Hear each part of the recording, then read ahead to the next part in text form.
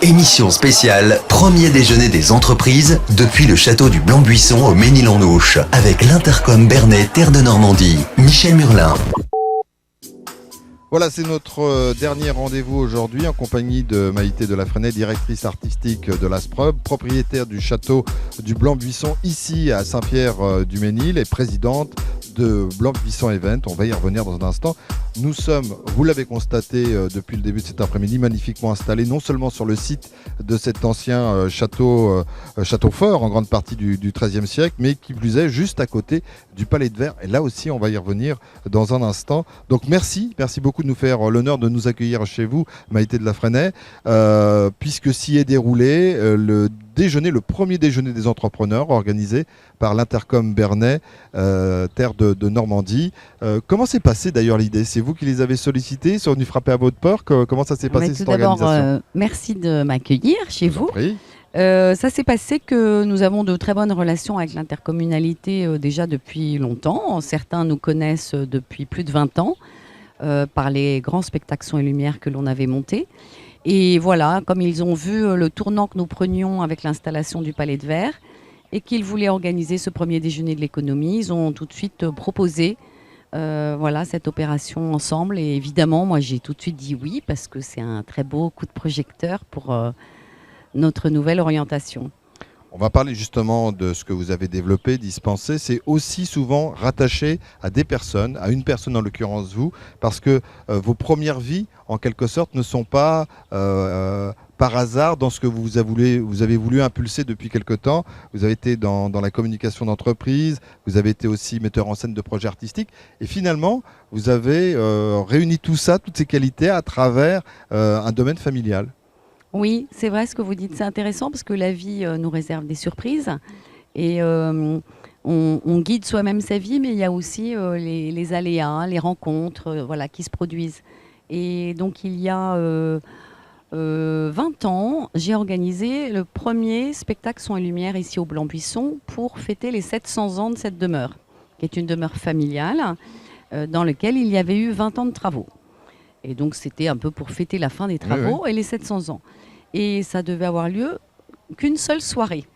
Et ensuite, quand je suis revenue, lors de week-ends, lors de séjours, les gens m'ont demandé de recommencer. Et du coup, depuis 2002, il y a eu un événement culturel chaque année, son et lumière principalement, festival sur les thèmes des arts du spectacle, parce que moi, ça me parlait, en effet. Ma vie de metteur en scène pouvait se développer ici au Blanc-Buisson. C'est un site qui s'y prête remarquablement bien. Nous avons été entourés de pratiquement 200 bénévoles pour tous ces événements. Et je dirais que malheureusement, le climat ici est compliqué pour organiser des manifestations à l'extérieur. Et du coup, l'association avait un petit peu de mal à s'en sortir. Et nous, parallèlement, il fallait que nous entretenions le château, puisque mon mari n'a plus ses parents, donc nous avions totalement les rênes du château. Et je me suis dit qu'il fallait développer tout simplement une activité professionnelle sur le site qui puisse nous aider à l'entretenir. Et ainsi que les générations futures, parce que j'espère bien que cette maison sera reprise par quelqu'un. Et comme j'avais une expérience d'entreprise, en effet, en communication, organisation d'événements, ça m'a semblé totalement logique de m'adresser au tourisme d'affaires pour organiser des séminaires et des événements d'entreprise. Donc nous avons fait une première salle qui était l'orangerie pour les séminaires. Oui. Ensuite, nous avons restauré des communs pour faire de l'hébergement, pour accueillir des séminaires résidentiels ou des vacanciers dans la région. Et enfin, nous avons terminé par le Palais de Verre, qui est donc une salle de 350 mètres carrés pour organiser et proposer des événements aux entreprises, puisqu'il n'y avait pas de grande salle dans le château, tout simplement. Palais de Verre qui a été utilisé aujourd'hui notamment pour les différents acteurs du territoire, des agriculteurs, tous ceux qui proposent des produits du terroir, mais il y a aussi une conférence qui s'y est tenue. Donc c'est un endroit sur lequel vous allez pouvoir développer un certain nombre d'activités, de propositions, aussi bien à des grands groupes qu'à des entreprises ou à des collectivités. Exactement. Moi, je ne me ferme aucune porte. Je pense que mon rôle, c'est de m'adapter à la demande Et je souhaite vraiment que ici, les gens vivent des expériences uniques, tout simplement, parce que je pense que le site est unique et que on valorise le site, mais on valorise un événement donc pour une entreprise ou pour des privés. Si quelqu'un veut organiser un mariage dans le Palais de Verre, Oui. eh ben nous, on est tout à fait ouverts. Personnellement, moi, l'événementiel me parle plus. J'aurais envie d'organiser un dîner Oui, dans le votre Palais de Verre votre avec côté un spectacle créatrice, on voit devant. bien, c'est- Oui, oui, oui. Mais parce que j'aime ce qui est beau. Et je reconnais que quand je vois le château illuminé avec un peu de vie devant, ben, tout de suite, je vois aussi que les gens apprécient ces moments-là. Euh, Dans le spectacle, on dit toujours qu'on vend du rêve. Et je pense que c'est vrai. Bah, justement, le château, création, illumination, on va le retrouver au début du mois de juillet, puisque les 5, 6 et 7 juillet, vous proposez la 4e édition du Festival médiéval. Exactement. Alors, qu'est-ce Tout qu'on à va fait. découvrir cette fois-ci? Alors, l'idée, c'est de vous transporter totalement au Moyen Âge. Donc, dès votre arrivée, il y aura des campements installés partout, avec des personnes voilà, qui vivent dans ce village Oui. médiéval, qui montrent les métiers du Moyen Âge. Donc, ça va de la fabrication de la cotte de maille au maréchal Ferrand, à la fabrication de bougies à l'ancienne. Enfin, voilà, beaucoup de choses. Et ensuite, nous avons des spectacles permanents toute la journée. Donc aussi bien chevalerie que le Des feu, joutes, du des dressage. joutes. Voilà, il y aura un tournoi de chevalerie le dimanche. Voilà, et des danses, de la musique. Bien sûr. Enfin, les gens peuvent se restaurer sur place. Et le soir, on propose donc soit des formules pique-nique ou dîner sur place. Donc le spectacle est ouvert à tout le monde finalement. Et nous faisons donc un spectacle en plein air, spectacle son et lumière, sur un thème un peu plus fantastique. Puisque la journée, c'est très traditionnel médiéval.